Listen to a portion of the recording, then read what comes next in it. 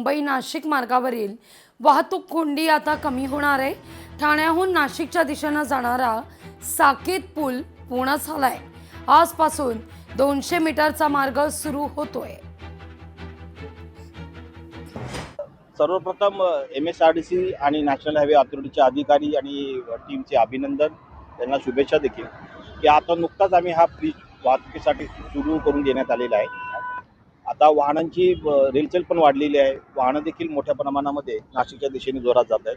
कॉन्क्रीटचा bridge आहे, मोठा आहे, त्यामुळे पूर्वी जो वाहन चालकांना त्रास व्हायचा, स्लो जायचे, आता त्याच्यामध्ये थोडासा फरक पडून गती वाढून जाईल।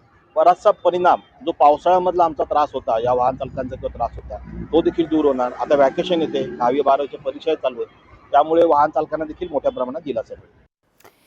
नवी मुंबईतील नटराज डान्स बार प्रकरण आणि या प्रकरणी सगळे नियम पायदळी तुडवत डान्स बार सुरू आहे। डान्स करणाऱ्या मुली अल्पवयीन असल्याचा संशय बळावतोय। डान्स बार प्रकरणी आता नरहरी झिरवळ आणि अंजली दमानिया यांनीही प्रतिक्रिया दिली।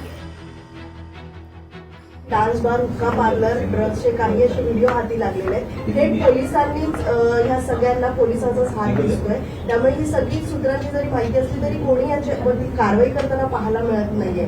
थेट पुरावे आहेत, सगळं काही आहे, पण कारवाई होत नाही। मुख्यमंत्र्यांना सांगून सुद्धा मुख्यमंत्र्यांनी अद्यापही दखल घेतली नाही। मध्ये योगेश कदम यांनी देखील डान्स बार वगैरे यांचे काही व्हिडिओज रेड वगैरे टाकली होती, तरी सुद्धा याच्यानंतरही हे प्रकरण वाढत चाललेले, कुठेही थांबलेलं नाहीये। परत आम्ही भेटतो सीएम साहेबांना आणि विनंती करतो की बाबा हे चाललंय ते काही बरोबर नाही। डान्स बार हे जे सुरू झालेत महाराष्ट्रात आणि त्याच्यापैकी सगळ्यात जास्त प्रमाणात ते पनवेलला आहेत, नवी मुंबईला आहेत आणि ठाण्याला आहेत आणि त्याचे सर्रास व्हिडिओ माझ्याकडे रोज येत आहेत। कारण सुप्रीम कोर्टाच्या कायद्याप्रमाणे त्यांनी सांगितलं होतं की त्याचे काही नॉर्म्स आहेत, त्या नॉर्म्सच्या बाहेर जाऊन डान्स बार चालता कामा नये। सगळ्यात जास्त हे शिंदेच्या ठाण्यात आणि गणेश नाईकांच्या नवी मुंबईत आणि पनवेलमध्ये आहेत। याच्यावर सरकारने स्ट्रॉंग नियंत्रण आणावं अशी माझी सरकारला विनंती आहे।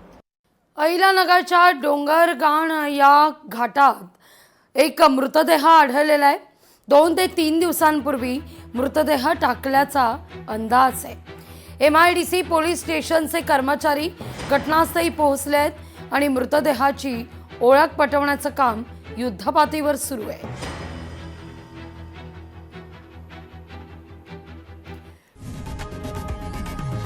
लोकशाही मराठी ऐका, पहा, जागरूक रहा।